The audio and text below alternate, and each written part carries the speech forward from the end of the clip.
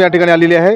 सर्वप्रथम 69व्या धम्मचक्र प्रवर्तन दिनाच्या सर्व भारतवासियांना हार्दिक हार्दिक शुभेच्छा। माझ्यासोबत आहेत प्रसिद्ध वक्ते प्राध्यापक प्रेमकुमारजी बोके सर। या ठिकाणी आपण आलात, सर्वप्रथम आपण या ठिकाणी काय संदेश देणार समाजाला?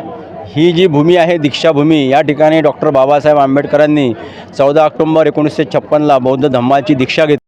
आपल्याला जनावरासारख्या जीवनामधून माणसामध्ये आणलेला आहे आणि खऱ्या अर्थानं न्याय, स्वातंत्र्य, समता आणि बंधुता हा विचार बाबासाहेबांनी या देशाला दिलेला आहे। आणि म्हणून त्या महामानवाच्या चरणी नतमस्तक होण्यासाठी या दीक्षाभूमीवर आम्हीसुद्धा आलेलो आहे अंजनगावमधून। आमच्यासोबत या ठिकाणी बाळासाहेब गोंडचवर, रमेशभाऊ सावळे, मनोजभाऊ मेढे, बहुजन इंडियाचे आम्ही सर्वजण अंजनगाववरून आलेलो आहे। आणि या ठिकाणी येऊन या पवित्र अशा भूमीची माती कपाळी लावून आम्ही धन्य झालेलो आहे। आणि म्हणून मी या ठिकाणी असं आवाहन करतो की बाबासाहेबांवर, बाबासाहेबांच्या विचारावर, संविधानावर प्रेम करणारे जे लोक असतील त्यांनी निश्चितपणे एकदा तरी या दिवशी या दीक्षाभूमीवर यावं।